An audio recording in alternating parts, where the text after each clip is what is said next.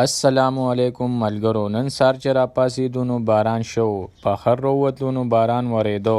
دې ځای کې مې د پلار نه پیسې واخیستې، ویم پیسې راکړه چې څنګه دې لارې ته شوم نو دې لاره کې کاڼي اچولي وو او کار پې سټارټ کېدو والا وو. دلته دې دوکان ته رالم، دې دوکاندار ته مې ویډیو درله کوم. دوکاندار کاکا دلته تله ان کړه او د سوجۍ د ګوتې نه یې ماته سوجي راکړه او پتل یې برابر کړه. دا ځای مې ورته ویم لږې چوارې م راکړه او ویم چوارو سره پلي م راکړه. دا ځای کې زموږ سودا برابر شوی راکړه او را روان شوم. دلته چې څنګه د دوکان نه را روان شوم نو دې ملګري راته وي ما ایپونه اخیستې وي، ما له ایپل آی ډي جوړه کړه. نو ویم راځه چې درله جوړه کړم. چې دلته کور ته رالم نو پلي مې ځان سره د دوکان نه راوړو، کېناستم ورته او لګیا شوم ورته.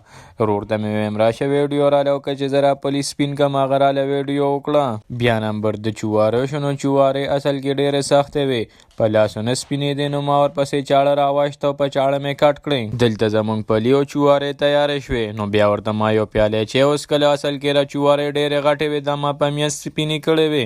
نو بیا مې وړه وړه پیسونه کړم. ما وې چې حلوا کې مزه وکړي. نو دلته ما په سلنډر باندې کړی کېښود او بیا مې پکې غوړي واچول. ما چې را غوړي ویلې شي. نو دلته چې غوړي ویلې شي نو ما پکې سوجي چاڼ کړم. ما وې چې څه ګنمن دي هغه دې پاتې شي. دلته مې ورته سوجي ور واچوله، بس بیا ورته کېناستم. ورور ته مې ته راله ویډیو وکړه، زه به را سوجي ولړم ځکه چې دا پرېږدې نو بیا دا ویښ کړي او بیا مزه نه کړي.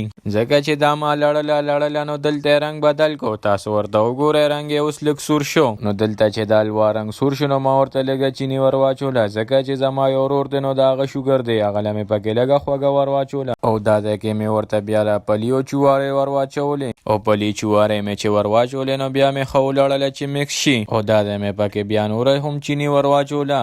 دا ځای پکې کو تاسو اوبه اچوئ او کوپی پکې اچوئ. نو دا ځای کې چې دا وچه شوه نو دا ما لړله. ما وې ځکه چې دا ویښونه کې بیا پکې خوند نازي او هغه شانتې رنګ هم نه. نو دا ځای کې زموږ حلوا سلیږه ډېره تیاره شوه او لایک مې ورته ورکړو ځکه چې ډېره ښکلې راغلې وه. او دلته مې پلیټ کې راواچوله ملګرو، کې مې ښوده ځان ته. خو ملګرو نننۍ ویډیو ډېره غټه مزه وکړه. خوښه شوې نو لایک او کمنټ او فالو وکړئ.